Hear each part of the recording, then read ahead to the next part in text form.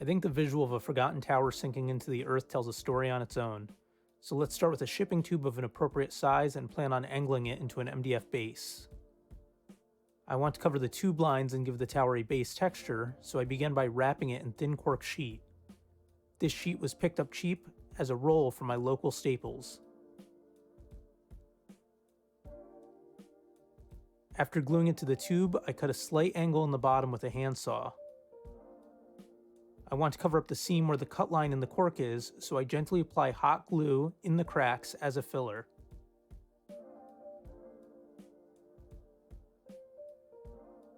This pendant jewelry from Joann's Fabrics will make for an intricate tower window.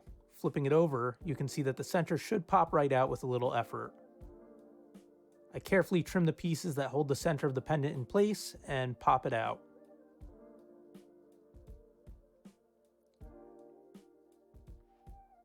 Next, I roughly trace the outline of the window onto our tower. Using my Dremel rotary tool, I saw out the space for the window.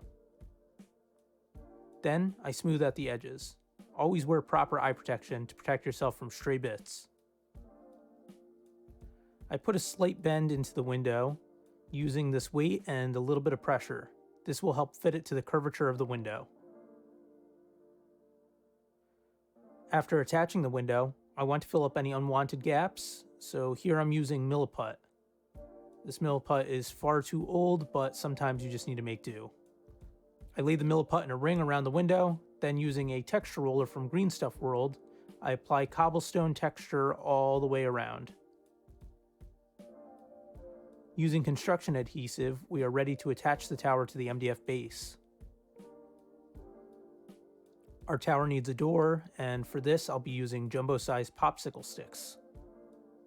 I cut it to a 28mm scale.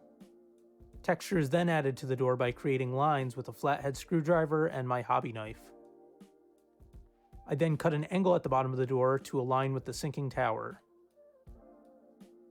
To help create a stone build feel, I'll add small cork bricks all around the tower, placing a couple strategically over my cut seam.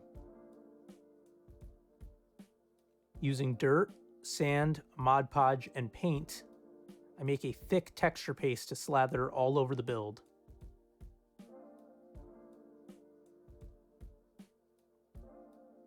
Making sure to cover the base, I also apply some to the tower itself. Next, we'll build out a little interior. The interior won't be visible except through the window, but it's the details that count. I trace a circle onto some chipboard and cut it out. Then, I glue some coffee stir sticks down for wood planking. Using my kitchen shears, I cut the wood plank overhangs off. Using more tacky glue, I glue the floor into the tower. I add some cork to the back of the tower to make it look more complete through the window. This plastic martini glass from the dollar store will make for a perfect conical roof for our wizard tower. After priming the tower black with a rattle can, I add some gray dry brush paints over the bricks. I paint the window with an antique copper craft paint, and following that, a muddy brown wash is added to the base.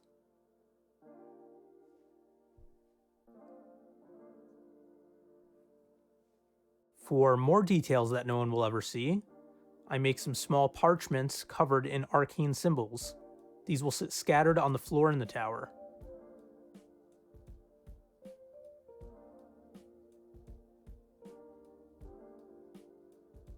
I paint the door of the tower using Goleman Flesh contrast paint from Citadel. Next, I made shingles for our roof out of thin card. Using a Blasto Butter box is completely optional here. These strips are roughly ½ an inch each, with V-notches cut into them every ½ inch or so. I then cut them in smaller sections to create more variation when attaching them.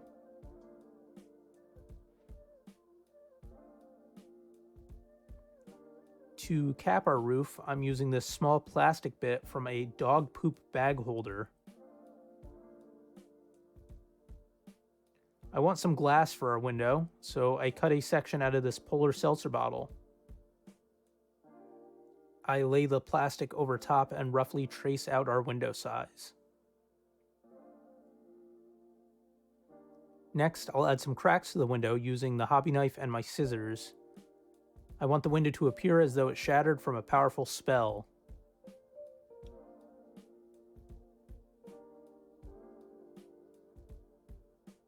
I glue some dried out and cleaned up roots that I foraged to the base. These gnarly looking trees will help make it look like the tower is neglected. Using these little jewelry bits, I make a small handle for our door.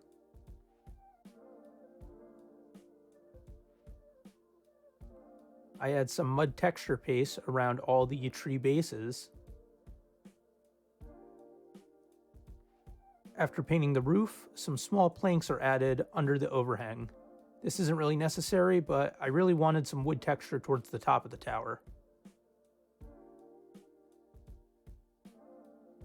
And lastly, to finish it all off, some grass tufts.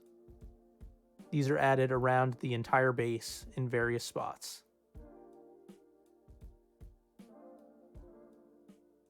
And there we go, a long-forgotten, abandoned wizard's tower.